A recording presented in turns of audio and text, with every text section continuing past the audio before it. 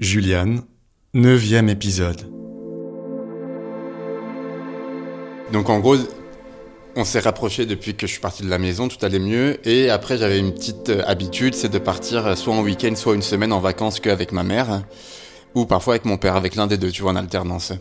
Et cette année, là, au mois de septembre, donc je suis parti avec ma mère en Espagne. On est partis 5 jours ensemble, on a passé des super vacances jusqu'au dernier jour. Où en fait, on était à la plage et elle me demande en fait d'appeler un de mes cousins éloignés, un grand cousin, qui a 19 ans, qui vit au Liban, qui est gay et qui est très out, comme moi, tatoué de partout, qui est très efféminé aussi. Et en fait, ça se passe super mal là-bas. Il se fait harceler par pas mal de gens de sa famille déjà et par pas mal de gens du quartier qui l'insultent, etc. Et sa grand-mère qui le protège.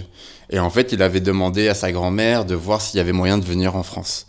Ma mère, elle savait que je m'occupais pas mal de réfugiés LGBT. Et en gros, elle m'a demandé de lui parler pour le conseiller.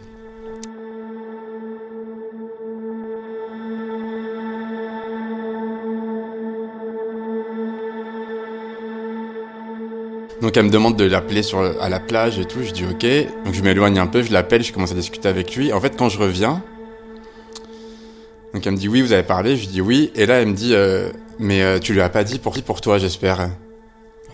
Je dis mais tu rigoles là. Elle me dit bah non, mais tu connais au Liban comment c'est. Je dis mais tu me donnes son numéro parce qu'il est gay, parce qu'il le vit mal. Et tu me demandes si je l'ai pas dit. Bien sûr que je lui ai dit, c'est même le premier truc que je lui ai dit pour que il se sente à l'aise.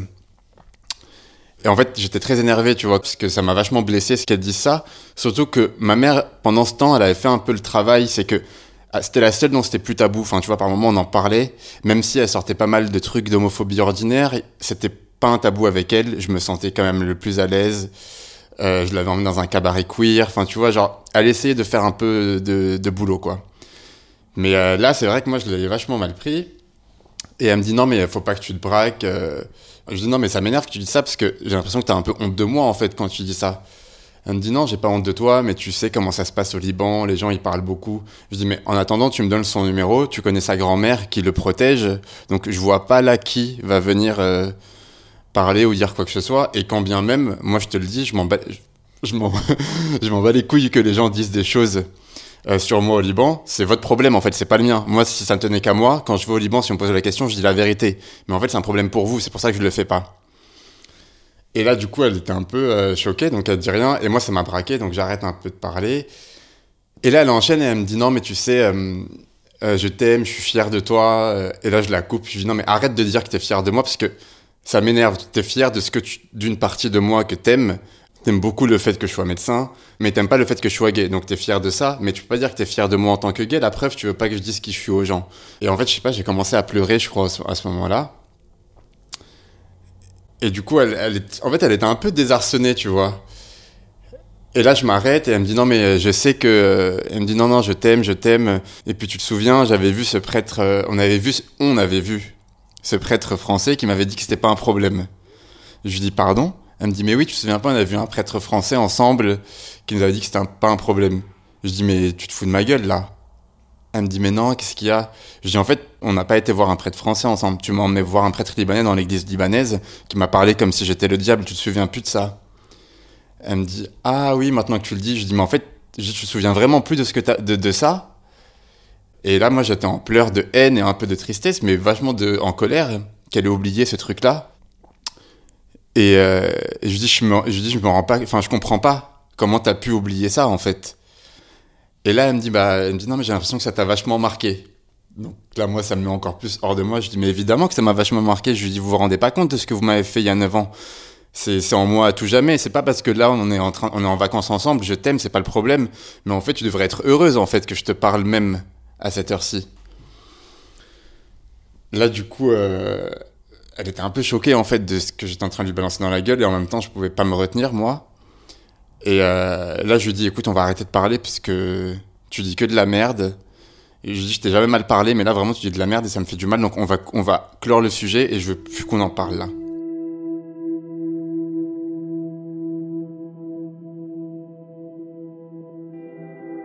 En fait j'avais beaucoup de colère qu'elle ait oublié qu'elle m'emmenait chez ce prêtre libanais. Ou en tout cas qu'elle l'ait elle consciemment oublié parce que je pense que ça l'arrangeait de l'oublier.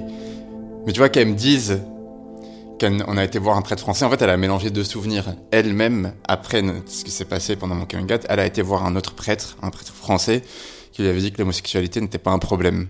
Mais du coup, elle a fusionné ces 2 souvenirs. Je sais pas si elle l'a fait exprès ou pas, tu sais, il y a la mémoire sélective. Et du coup, elle m'a sorti ça comme ça. Mais moi, sur le moment, je l'ai interprété comme « t'as oublié ce que tu m'as fait ». Et c'était le cas. C'est-à-dire qu'elle, elle s'est arrangée, elle a réparé le truc dans sa tête, en fusionnant ces 2 histoires.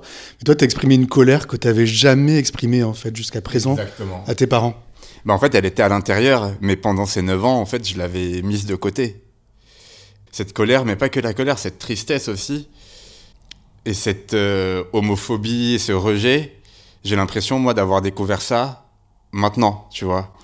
Et en fait, ce qui m'a mis le plus en colère, c'était l'oubli, en fait, ouais. C'est qu'elle oublie ce truc-là qui était quand même très important pour moi. Enfin, très grave. Et qui a été très traumatisant pour moi, tu vois. Qu'elle se rende pas compte ouais, tu vois, de dire, ah, j'ai l'impression que ça t'a vachement touché. Et là, je lui dis, mais ça m'a pas touché, en fait, ça m'a marqué à vie. Enfin, non, mais... tu vois, elle qui est complètement déconnectée.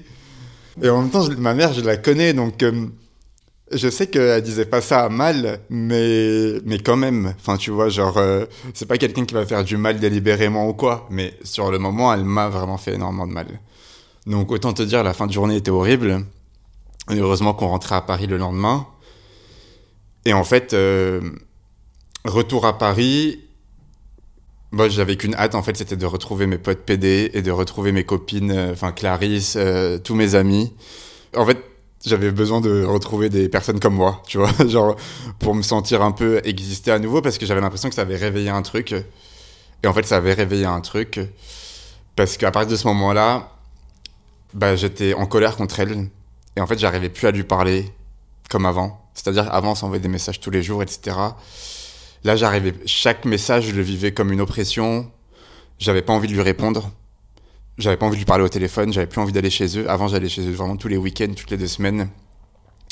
Là, j'avais plus envie. C'était vachement sur elle au début. Et en fait, petit à petit, c'est devenu contre elle et mon frère et mon père.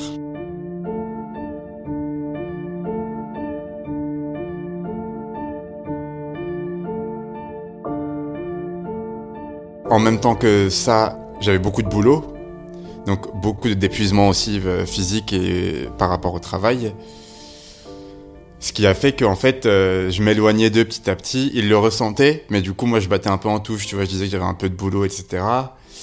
Et bah là, je commençais à plus trop dormir la nuit, à repenser, en fait, à revivre des scènes de ma chambre, tu vois, quand ils me faisaient du bourrage de crâne, quand j'étais dans le lit et qu'ils s'étaient posés à côté de moi, quand ils m'emmenaient chez le prêtre. Donc, pas mal d'anxiété, beaucoup de pleurs, tu vois, le matin, tu vois, réveil, chose qui m'arrive. En fait, c'était la première fois, moi, que j'expérimentais ça. J'ai jamais eu de syndrome anxieux comme ça. Et du coup, c'était en plus très troublant pour moi. J'avais l'impression de ressentir des choses que je connaissais pas, moi qui suis souvent dans le contrôle. Et du coup, c'était très déstabilisant. Et en plus, je comprenais pas comment 9 ans après, ça revenait. C'était beaucoup de cauchemars, tu vois, en lien avec eux. Beaucoup de stress. En fait, vraiment, genre, je repensais, en fait, à tout ce qui s'était passé, aux mots que j'ai entendus, enfin, à tous les mots, tu vois, qu'ils m'avaient dit. Jusqu'à Noël, où, en fait, bah, j'ai décidé de couper les ponts totalement avec eux. Et parce que ça devenait de plus en plus dur mentalement, en fait. J'avais des moments où j'étais très triste, ou alors très anxieux, ou alors j'arrivais pas à dormir, et du coup, j'assurais plus dans mon travail. Et en plus de ça, j'avais trop de sentiments en moi, en fait, qui revenaient, et trop de souffrances, en fait, qui revenaient, que j'avais jamais réglé avant ça, tu vois. Et c'est à ce moment-là que j'ai commencé aussi un suivi psy.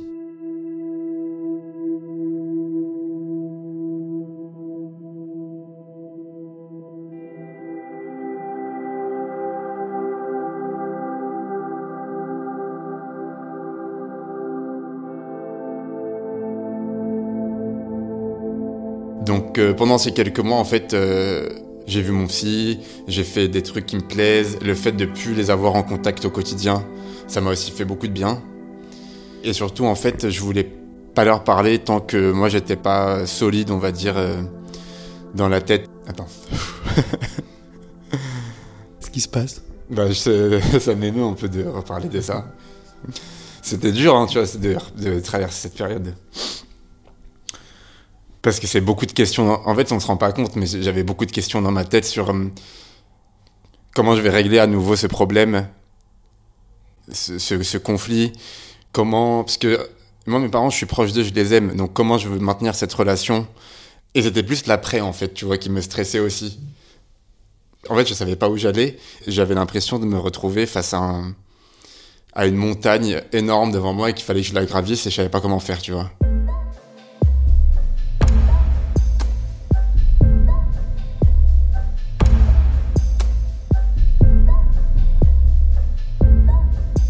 Et du coup, petit à petit, ouais, j'ai commencé un peu à me reconstruire. Et là, je me suis dit, bon, bah, maintenant que moi, ça va mieux, on va leur régler leur compte. Là, j'étais passé dans le mood revanche. Sans haine, mais revanche quand même. Parce qu'en fait, du coup, prise de conscience de tout ce que j'ai vécu, qui est horrible, traumatisant, passible de peine pénale, qu'on fait pas du tout à son enfant. Et du coup, prise de conscience de tout ça, sans pour autant être dans la haine, dans le sens où je veux quand même qu'on garde une relation. Donc, qu'est-ce qu'on fait maintenant? Donc, j'ai décidé de les voir un par un, chacun à leur tour. Donc, j'ai commencé par ma mère, parce que ma mère, on n'avait toujours pas parlé quand même Enfin, elle savait que c'était ça, mais on n'avait pas réglé le souci. Et je lui ai proposé du coup qu'on mange tous les deux. Donc on s'est retrouvés dans un petit resto là à côté à Jules Geoffrin. Attends. Donc je la vois à Jules Geoffrin, donc gros câlin parce qu'on s'était pas vu depuis longtemps, hyper contente de me voir. On se pose, au début on parle un peu de tout et de rien.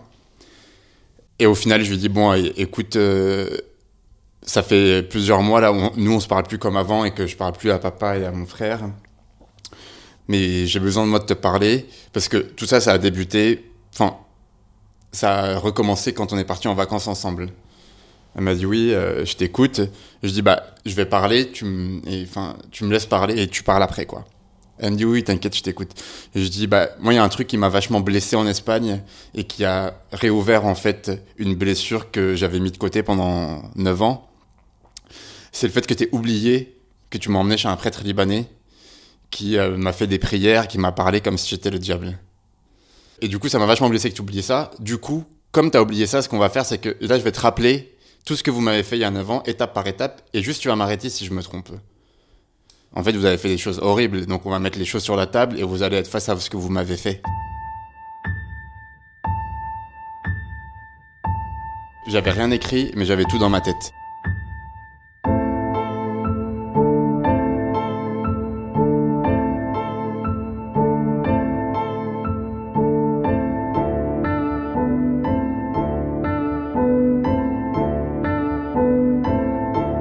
À suivre.